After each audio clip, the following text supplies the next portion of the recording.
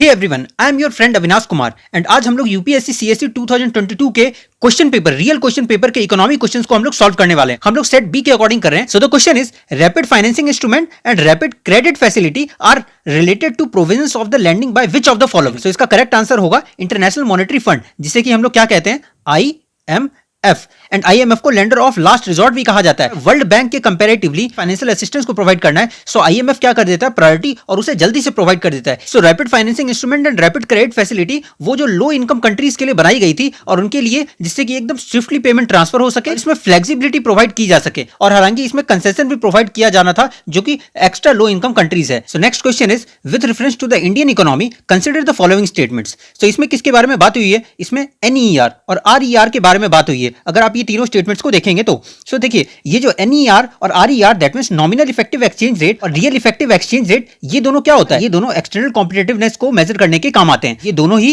एक measurement of currency है, जिसमें कि एक तरफ करेंसी को मेजर किया जाता है डिफरेंट फॉरेन करेंसी के सेट्स को कंपेयर करके, और उसमें प्राइस डिफ्लेटर को भी डिवाइड किया जाता है। सो अगर बात करें तो ये क्या बोल रहा है कि nominal effective exchange rate indicate करता है कि अप्रिसिएशन ऑफ रुपीज होगी। जी हाँ, क्योंकि अगर नॉमिनल इफेक्टिव रेट अगर NER को अगर हम लोग इंक्रीज कर देंगे, एक्सपोर्ट्स हैं वो क्या हो जाएंगे, वो इंक्रीज हो जाएंगे, मतलब कि एक्सपेंसिव हो जाएंगे। लेकिन जो इंपोर्ट्स है वो क्या हो जाएगा, सस्ता हो जाएगा। इंपोर्ट सस्ता हो जाने से क्या होगा, अगर सेकंड स्टेटमेंट को देखें सो जो RER है इंडिकेट क्या करेगा, improve in the trade competitiveness, बल्कि ट्रेड में क्या हो जाएगा, लेस कॉम्पिटिटिव हो जाएगा, क्योंकि क्या हो गया, इंपोर्ट हमारा सस्ता हो गया। तो ये डेफिनेटली क्या हो जाएगा, इनकरेक्ट। लेकिन इसके कारण क्या होगा कि अगर नॉमिनल इफेक्टिव रेट इंक्रीज हो जाएगा तो एप्रिसिएशन ऑफ रुपीज बिल्कुल होगा, क्योंकि इसीलिए तो एक्सपोर्ट महंगे हो रहे हैं, क्योंकि हम लोगों को ज्यादा पैसे देने पड़ेंगे। और इसके कारण क्या हो जाएगा, अगर ये increasing trend in domestic inflation, इसके कारण अदर कंट्रीज से जब कंपेयर करेंगे तो इसके बीच में डाइवर्जेंस होगा। ये बिल्कुल सही है। हमारा सेकंड इनकरेक्ट था, तो सेकंड इनकरेक्ट है, तो ये तो नहीं होगा और ये भी नहीं होगा, और फर्स्ट एंड थर्ड ही हमारा करेक्ट था। That means this will be the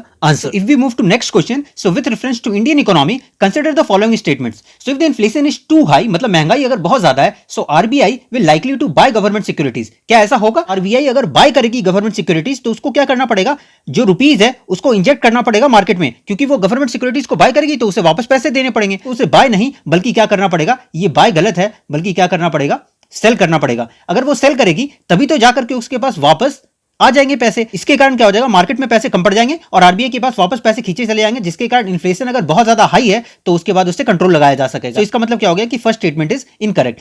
If the rupee is rapidly depreciating, so RBI will likely to sell dollars in the market. Definitely, अगर rupee is down हो रहा है, depreciate हो रहा है, तो definitely क्या करेगी, मार्केट की लिक्विडिटी को बनाए रखना और उसे वॉलेटाइल रखना है, तो RBI को definitely क्या करना पड़ेगा, जैसे ही रुपी डाउन होगा तो उसे वापस क्या करना पड़ेगा, डॉलर्स को सेल करना पड़ेगा, जिससे कि डॉलर्स भी मार्केट में आ जाए और फिर इन दोनों की लिक्विडिटी को मेंटेन किया जा सके। So second statement is correct. If we talk about third statement, so if the interest rates in USA और EU European Union were to fall, so it is likely to induce RBI to buy dollars. Definitely अगर interest rate fall होगा USA और European Union में, तो definitely RBI क्या करेगी, dollars को bye कर लेगी। सो अब इसमें पूछा गया है कि which of the following statement is correct. तो हमारा क्या है कि सिर्फ फर्स्ट स्टेटमेंट इज इनकरेक्ट, क्योंकि RBI बाय नहीं करेगी, सेल करेगी, and second and third statement is correct. So this will be the correct answer. If we move to next question, so with reference to G20 common framework consider the following statement. It is an initiative endorsed by G20 together with the Paris club. सो एकदम correct है, क्योंकि last नवंबर में ये वाला G20 common framework start किया गया था, जिसमें कि G20 और पेरिस क्लब ने दोनों ने मिलकर के इस इनिशिएटिव को एंडोर्स किया था। अगर नेक्स्ट बात करें तो ये लो इनकम कंट्रीज के लिए बनाया गया था। सो सेकंड स्टेटमेंट क्या है, it is an initiative to support low income countries with unsustainable डेब्ट। एग्जैक्टली, जो कौन सी कंट्री के पास ज्यादा अनसस्टेनेबल डेब्ट है और उसे किस तरीके से सपोर्ट करना है। और इसमें ध्यान रखना है कि इसमें जो IMF था एंड जो वर्ल्ड बैंक था,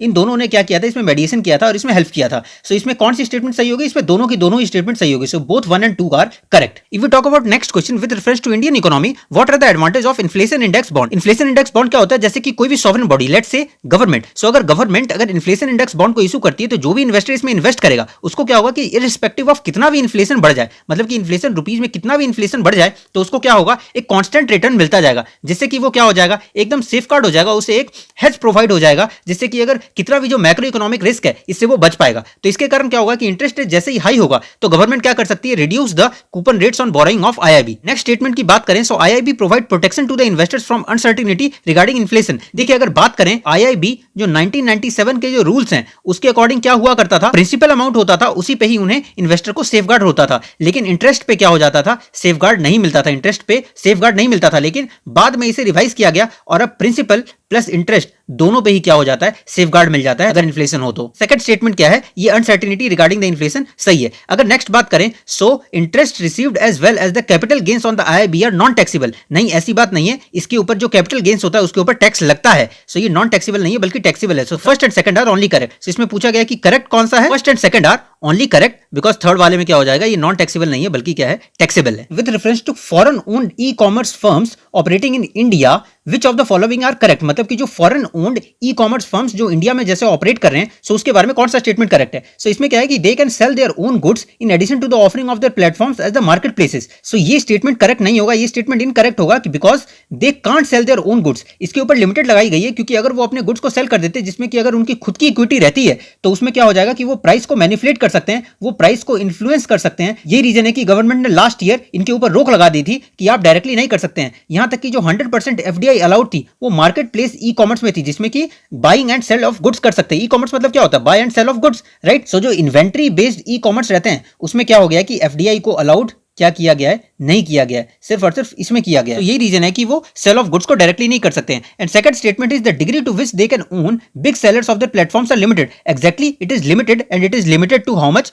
25% ओनली। दैट मींस इसमें क्या है कि only second is correct. So in this question they have asked to select the correct answer, so the correct answer would be B, that means 2 only because second is correct. Next question is which of the following activities constitute real sector of the economy. So in this question they have emphasised on real sector of the economy में कौन सी activities focus करती है। Farmers harvesting in the crops, exactly देखिए farmers अगर crops में invest कर रहे हैं तो ये क्या हो जाएगा, real sector of the economy. अगर आपको real sector of the economy में जानना है तो डायरेक्ट जो हाउस होल्ड एक्टिविटीज होगी प्लस जो एंटरप्राइज जो एक्टिविटी करेगी या फिर जो नॉन प्रॉफिट एंटरप्राइज करेगी, ये सारे के सारे क्या आ जाएंगे, real sector of the economy contribute करेंगे। So farmers harvesting their crops, definitely. Textiles mills converting the raw cotton को अगर फैब्रिक्स में कन्वर्ट कर रही है, डेफिनेटली ये क्या आ जाएगा, हाउस होल्ड में फर्स्ट आ गया। अगर एंटरप्राइज की बात करें तो एंटरप्राइज से अगर बात हो रही है। नेक्स्ट बात करें commercial bank lending money to the trading company. So commercial bank क्या है, फाइनेंशियल इंस्टीट्यूशन है, ये हाउस होल्ड में नहीं आते हैं, ये एंटरप्राइज में नहीं आते हैं, तो ये क्या हो जाएगा, ये real sector of the economy को कंट्रीब्यूट नहीं करेगा। देखिए ओवरऑल को करेगा, लेकिन इसमें क्या पूछ रहा है कि जो रियल सेक्टर को आपको बताना है। नेक्स्ट बात करें सो कॉर्पोरेट बॉडी इशूइंग रुपी डोमिनेटेड बॉन्ड्स ओवरसीज। सो ये भी क्या है, कॉर्पोरेट बॉडी भी क्या हो जाएगा, फाइनेंशियल सेक्टर के अंदर आ जाएगा। सो ये रियल सेक्टर के अंदर नहीं आएगा। सो ये कमर्शियल एंड कॉर्पोरेट बॉडी किसके अंदर आएगा, फाइनेंशियल सेक्टर के अंदर आएगा।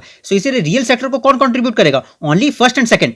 सो इसमें क्या हो जाएगा, first and second would be the correct answer. Next question is which of the following situation best reflects indirect transfers often talked about in media recently with reference to the India. So ये जो indirect transfer normally foreign companies के लिए use होता है जो कि India में invest करके रखती है। इंडियन कंपनी तो इन्वेस्ट नहीं करेगी। अब foreign company investing in India, okay ठीक है, आगे बात करते हैं। Paying taxes to the country of its base of the profit arising to its investment. नहीं, ऐसी बात नहीं है, ऐसी बात नहीं है। इंडियन कंपनी अगर बात आ गई तो नहीं, क्योंकि फॉरेन कंपनी बात होगी। अगर नेक्स्ट ऑप्शन को देखें, so foreign company transfer shares and such shares drive its substantial value from assets located in India. ये एग्जैक्टली करेक्ट है। So next question is with reference to the expenditure made by organisation और a company which of the following is correct. इसमें बताना है कि कौन सा correct है। Acquiring new technology is a capital expenditure. Exactly जब भी हम लोग कैपिटल एक्सपेंडिचर क्या होता है कि जब भी कोई भी कंपनी क्या करती है, कोई न्यू टेक्नोलॉजी को ले लेती है या फिर तो उसके रिपेयरिंग में, जिससे कि कोई एसेट को बाय करे या फिर तो रीपेमेंट ऑफ लोन करे। सो ये सारे के सारे किसमें आते हैं, ये सब आते हैं कैपिटल एक्सपेंडिचर में। So first of all is first one is correct. So डेब्ट financing is considered as a capital expenditure while equity financing is considered as a revenue expenditure.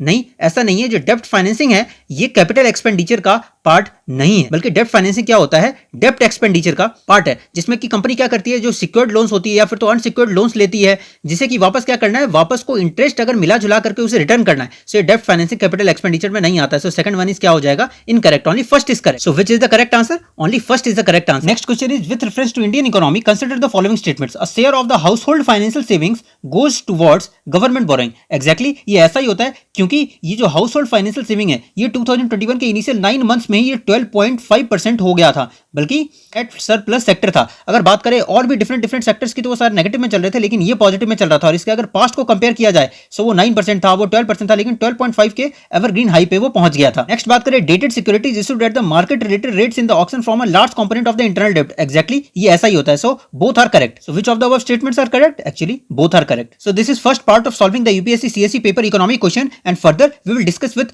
Polity, environment and history and geography, art and culture, different types of question. So thank you so much.